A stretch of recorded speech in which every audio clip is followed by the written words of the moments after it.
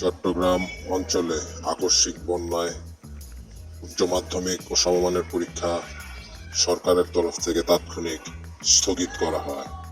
তার পরবর্তীতে শেষ রাতের ভারী বর্ষণে কিছু কেন্দ্রে কিছু স্থানে সৃষ্ট জলাবদ্ধতায় উচ্চ মাধ্যমিক পরীক্ষার্থীদের সাময়িক অসুবিধা বা সমস্যায় পড়তে হয়।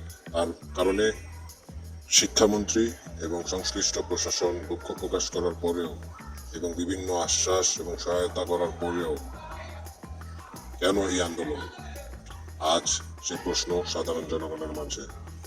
জাতীয় সংসদে শিক্ষামন্ত্রী দুঃখ প্রকাশ করেছেন এবং বিভিন্ন আশ্বাস এবং সহায়তা দেওয়ার কথা বললেও উচ্চ মাধ্যমিক শিক্ষার্থীদের এই আন্দোলন কেন, সাধারণ জনগণের মাঝে সে প্রশ্ন এখন ঘুরপাক খাচ্ছে।